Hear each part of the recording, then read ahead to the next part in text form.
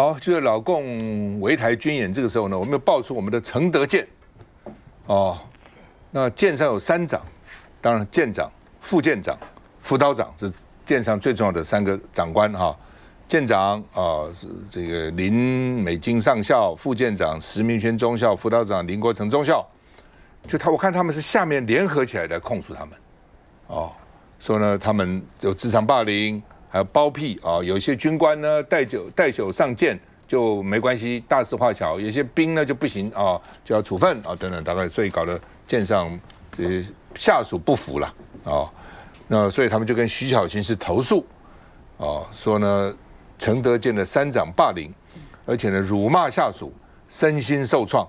而且呢带酒上船，有关系的就没关系，军官呢带酒被记内务不整。就有点名词不符了哈。那另外呢，这个因为他这次照理讲要出海他没出海，所以因为他们要写报告，到底怎么回事被检举了。海军说很遗憾，并不是因为调查才留在港里面没有出海，并不是这样子那另外呢，这个钟嘉宾钟嘉宾说，因为蓝白不是要把国军的这个待遇提高吗？钟嘉宾说。国军不是只为了待遇只有佣兵才看待遇所以徐小青说你口不择言，应该道歉那他说我们自愿意要加薪，就像挖民进党祖坟一样被反对那而且怎么真的佣兵的话呢，年薪起码9万美元起跳，因为佣兵我们付这么点就请得起佣兵吗？佣金很贵的那另外呢，黄国昌也说你这是打击国军弟兄士气嘛？难道在民进党心里面，国军卖命就是义务？没有资格谈保障、谈待遇吗？那另外呢，说佣兵才看钱打仗，所以是不是要国军做功德那钟嘉宾是说蓝营的侧翼断章取义，我不是这样讲的上下文都被你们删掉了那另外呢，马文俊说，那叫顾立雄先不领薪水嘛？不领薪水不是这个不是看薪水来服兵役吗？所以呢，联合报黑白集说，这是不是情勒国军，要他们舍命做功德？我们看一下。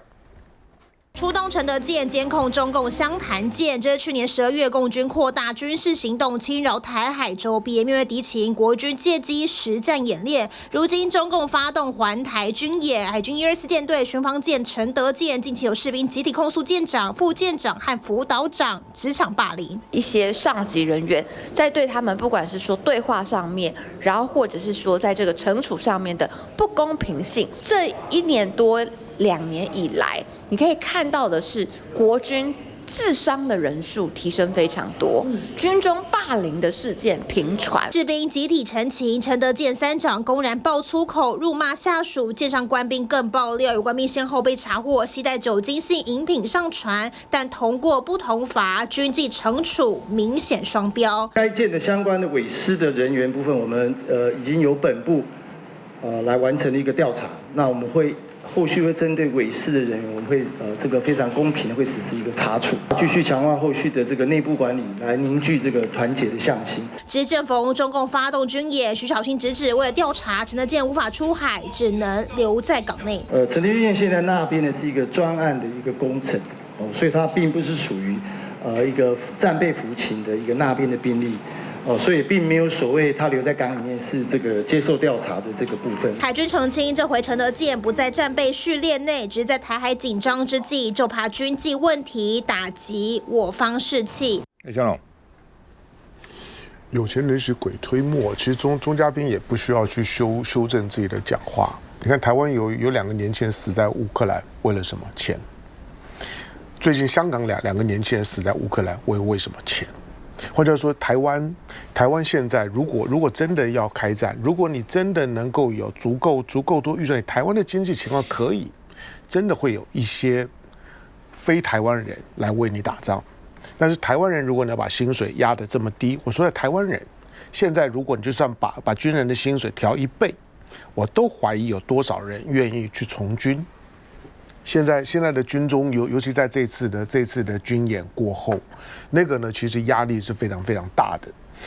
更不要说呢什么国家会照顾你，因为你看得出来，台湾的老百姓呢，大概都有个基本的认识，一旦开战了之后呢，以后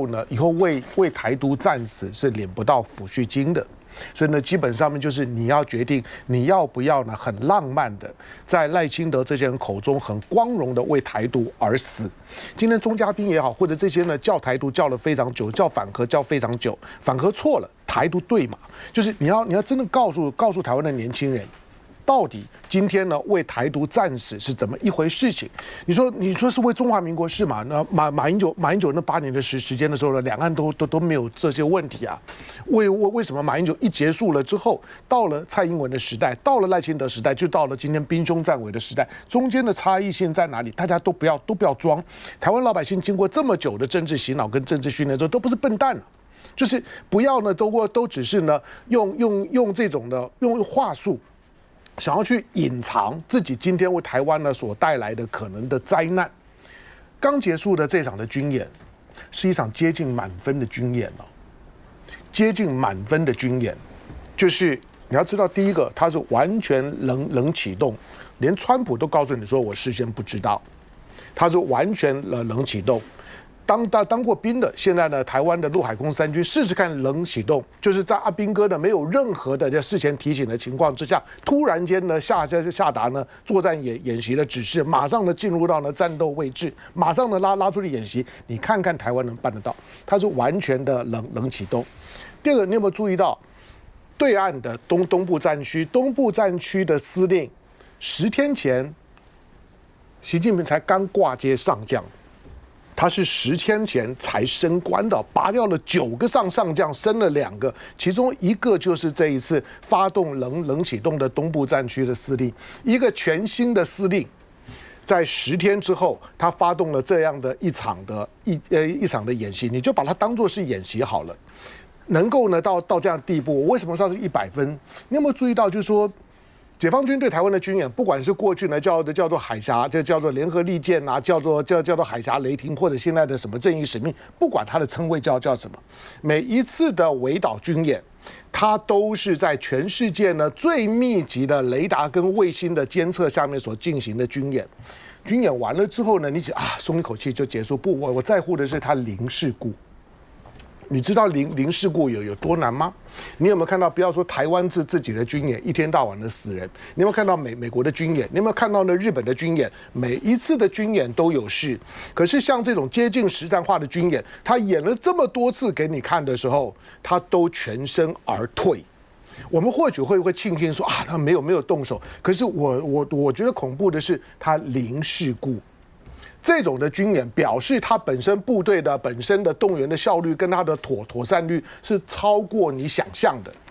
那台湾应该要认真想，今天你期待呢？日本呢对台湾呢提供保护，日本这次很安静啊，他叫外务省讲话是客气，因为外务省讲话比较精准。日本的外务省基本上面呢是传达的是美方的立场，日本的外务省向来呢跟日本的首相没啥关系的，你不要认为外务省的官员出来讲话是传达首相的意思，首相经常跟外务省呢是不同调的。就像日本呢现在呢对于呢俄罗斯在北方的4岛的军演，日本抗议，你知道日本过去几年里面已经跟俄罗斯抗议9次了，9次没有用啊，它军演规模越来越大。但是那为什么俄罗斯军演，日本呢没有告诉你，就是说日本去年2025年，日本还发动了2波对俄罗斯的扩大的制裁，包括它的原油、能源各种的这些呢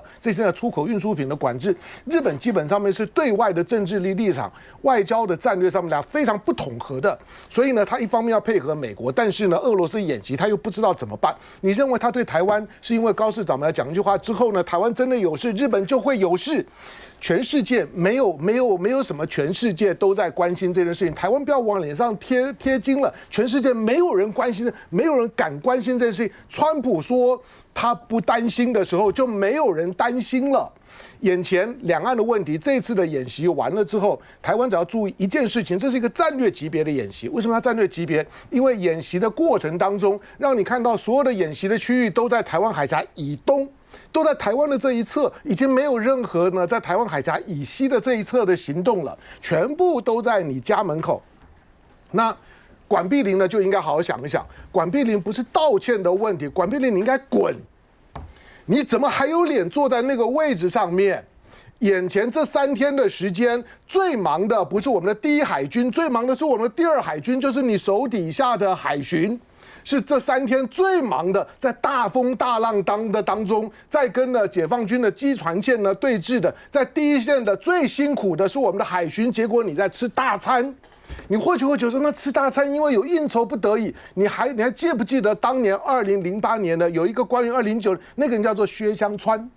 薛湘川呢，在88风灾呢，大家不知道发生什么事情的情况，当天是父亲节，他跟他的岳父吃个晚饭了之后，你们就把他给轰下台了。他吃完晚饭，他也没有干什么，他很快回到自己的行政院秘书长的岗位上面。请问今天视同作战的海巡，我们的主委在吃大餐的时候，竟然轻描淡写，那哪里是道歉的问题？是你对台湾当下安危毫无概念。我最后一句话，台湾赖清德这政府，你们一直呢都在给台湾人呢做心理。在心理准备，你用心理准备去对抗解放军的物理准备，你应该教台湾人看懂那个物理准备啊，那个物理准备已经不是你心理素质能对抗的。徐校长回来。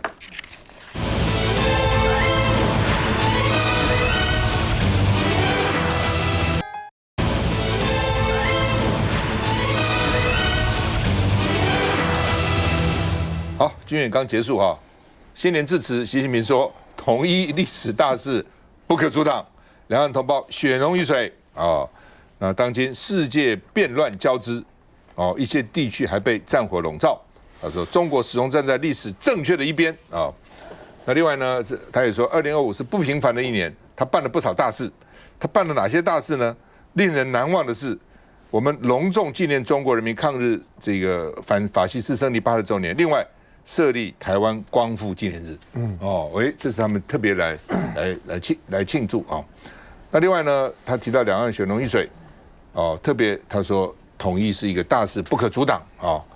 然后呢，军演以后，他们庆祝火箭军成军10周年，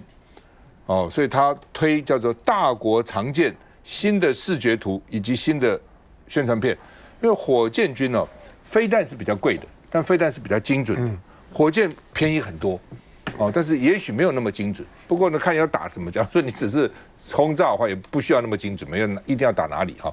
那他的火箭这次呢，就发了27枚火箭，所以呢，这个火箭军也让大家这个特别的重视，尤其海峡两岸因为很近嘛，也不需要什么长程啊、中程飞弹，但火箭打的就可以了，所以他们要注意这个问题哈。那另外呢，这个他现在提东风快递。所以呢，视距之外都在视野之内，就看起来很远，其实都在我们的这个范围之内，其实就这个意思啊。那另外呢，他也把这个东风飞弹的影片拿出来啊，说要恫吓世人。那还引王世坚的金句说，台独现在叫做匆匆忙忙扑入火，扑入火不是把火扑灭，是扑到火里面，就像飞蛾扑火一样。我们看一下。两岸同胞血浓于水，祖国统一的历史大势不可阻挡。解放军围台军演31号傍晚才刚结束，大陆国家主席习近平就发表了2026新年贺词，其中2度提到台湾。我们隆重纪念中国人民抗日战争设立台湾光复纪念日。2025年10月25号，中国大陆设立台湾光复纪念日，将脱离日本统治列入重大成就之一。日本读卖新闻、阿贝玛电视台纷纷跟进报道。另外，法新社、彭博社则是对祖国统一的用词高度关注。Now, on Taiwan, in his speech, specifically, the tone was actually quite similar to his last year's speech, where he talked about how, despite the recent military drills, the tone was still quite measured. He said that blood ties between compatriots on both sides of the Taiwan Strait are thicker than water, and that reunification is unstoppable. 围台军演持续3天，在国际间闹得沸沸扬扬之际，又正好碰上中共火箭军成军10周年。尤其这次中共宣称火箭军的东风26、东风17也参与了军演，大陆官媒趁机会加大力道宣传。你好，我是东风，大家叫我东风快递，业务覆盖全球，这里是弹道的落点。更是敌人的终点。另外，央视军事则同步释出多张东风系列飞弹图片，写着“东风浩荡，打击范围覆盖全球”等标语，威慑意味浓厚。洪伟，我觉得他这边讲说，你好，我是什么东风快递，然后业务覆盖全球，你们听了有没有点毛骨悚然？他意思说大家都会比较关注在台海上面，他告诉你，我的业务不是只有区域啊，是覆盖全球。那我觉得这一段时间以来，除了中共军演之外，包含今天的这个习近平习大大的元旦谈话，甚至如果你再把它拉到前面一点，就是在他们93建军的这样的一个阅兵，其实确实充满着一个就是好像现在的这个中国大陆啊，中共兵强马壮，军容壮盛。不过呢，我觉得我们现在在谈这些问题的时候呢，某一个程度啊，很多人现在开始也有点那个就是有点担心啊，因为我们现在不管什么涉违法、这个法、那个法、国安法、反渗透法，都会说，如果你今天太过这个去夸耀对方的这个军容壮盛的话，哎，其中这也有这个为匪宣传、为敌人宣传的这个意思。但是我觉得从这个这一次的这个军演里面，我们不是在说有27枚的火箭炮，它发射，那这个在媒体里面就有人特别去谈这个火箭炮跟这一次美国宣布要卖给我们82套的这个海马式火箭炮，是不是在它的战术、在它的纵深上面，还有在它的功能上，是不是有一些雷同？因为火箭炮现在也就是中共的火箭炮也可以证实，它事实上也是可以打到台湾来的。那所以如果你这样算一算，美国要卖给我们82套的这个海马式火箭炮，那这次他就直接用掉27枚的火箭炮在这个演习上面。所以我一直在想，就是说我们今天说我们要充实国防啊，我们要买更多的这个军购，我们要买更多武器，要把台湾变成豪猪。可是问题是我只讲一个，我们好不容易盼来说美国再卖给我们82枚的火箭炮，这个海马式火箭炮，但是这一次演习中共就用掉了27枚，他给你看。所以我们如何的去充实我们的国防，我们如何再去买这个武器，这个军力真的就是不对称，这个军力真的就是不成比例的。那所以我觉得回过头来讲的话，还是要去谈一下，就是在整个的就是我们的对就是这两岸的情势，我们要感受到现在确实非常非常的严峻。我们刚才谈了很多，也就是从最近这几年来所谓的这个环台军演、围台军演里面，其实慢慢越来越多的人的相信，中国大陆确实在做一些军事的准备。所以最近不是有一个民调，你过去在做民调，又去问台湾人啊，这个老公会不会打台湾呢？其实相信人的比例很低耶，因为大家都觉得虽然两岸大家常常互骂，然后这个很对峙，可是动手起来真的是动武起来的那个可能性是低的。可是这一次的民调里面有超过50%的人认为中共真的会动手，真的会动手。所以如果是真的会动手，那我们的心态是什么？我们的心态是不是做好准备？比如说大家刚才讲说，像这个海巡署也就是海委会的管碧玲，其实我刚才觉得就是香龙讲得很好，我平常在他旁边听很多，我很少去称赞他。我真的有，不要讲普通就是。不对啊，你看要常称赞才对啊。对，因为今天是元旦没有，我真的有一个感受因为大家都知道，其实很多人说，其实在很多的军演不大在这个年底，因为特别在冬天冷，海象不好，容易发生意外。但是这次中共选在年底的时候，而且马上就要跨年了，照样给你军演。那你就可以想象，这个海象其实真的是不稳定的。而这次我们最辛苦的，真的就是我们的海巡署，因为呢，这次中共的海警船，它真的有逼近到台湾，甚至12海里以内已经到领海以内。那它必须就说要逼近这个中共的海警船，要让它驱离。还有一点，刚才也讲了，那我们都知道，台湾海峡事实上是全球最主要、最繁忙的一个整个的航运的一个那个航道。所以你在这一段时间里面，你要确保我们的很多的商船、我们的货船能够在这次军演里面尽量不要受到影响。有没有受到影响？当然有受到影响，我们航班就大乱了。可是我们我们尽量不让它受到影响。还有一点，我们在这次演习里面，我不知道这个，因为我们的军方，我们政府一直都没有谈到的，他只是告诉你，哎，我们这次的天然气船啊进来还是没有问题的。可是大家都知道，我们最没有韧性的就是我们能源没有韧性嘛。一旦封岛，好，一旦这个围海这个封台，其实我们第一个碰到的就是能源问题。刚刚不在讲吗？乌克兰是那个摸黑，好，这个迎接元旦，这个俄罗斯部分地区呢也是摸黑迎接那个元旦。对台湾来说，你还不需要打台湾的电厂啊，你只要封锁，让天然气没有办法上岸，我们的能源、我们的电力立刻出现问题。可是这个部分都是有靠于我们的，像我们的海巡署的官兵弟兄。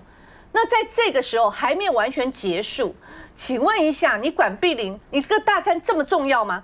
他自己讲哦。他的部署有提醒他要不要取消，缓一缓。你的官兵、你的弟兄还在海上还在待命然后你觉得没有关系，我继续的去吃大餐，然后被人家发现、被人家爆料之后，再出来说，确实不好意思啦，我道歉就结束了。我觉得对我们这些官兵，尤其刚才不是那个巧芯也爆料这个陈德健还有霸凌的问题。当我们现在这么需要大家官民一心的时候，如果在演习，我们不在乎我们官兵的他们的心态、他们的感受，我觉得这样的演习其实反而暴露不是只是你的演习的战术问题，而是你的官兵心理以及你们对他们的照顾，通通不放在心上。向荣刚刚讲的不错了，就是举薛湘川为例，大家可能都忘了，就是附近解别他老岳父在福华下面那个很简单的那个台菜吃稀饭，就被他轰成这样子。不过他后来到台彩做的不错了啊，但是就是当你们骂别人的时候，骂成这个样子，你们自己好像都无所谓啊。那另外一点呢，现在海象的确是不好。我告诉我自己两个经验，一个是我大四的时候，救国团招待我们社团负责人到金门去的时候，8级风浪，那个时候他们说9级海军就不开船，多严重哦，在那个舱里面哦，船呼起来，砰摔起来，整个舱里面吐得一塌糊涂，女生都在哭。那就想说，不要回去了，干脆不要回去了。果然让你回不去，在金门等船，等那个海象啊，等了8天，一直到旧历年当天，我们才到了左营，才回到高雄。那个海象坏到这个地步。第二次我在环保署的时候，我们为了这个污染这个废水管排到在8里外面6.6公里这边布海管，不能管。一年台湾能够施工只有3-4个月，夏天怕台风，冬天怕东北季风，这个气象海象坏到这个地步，他居然在这时候给你演习，突然宣布演习。演习完了以后呢，习近平还发表新年谈话，血浓于水啊，什么统一大业啊等等。所以为什么在这个时候？那我们赖清德总统今天也发表也讲话了，到底讲些什么？休息再回来。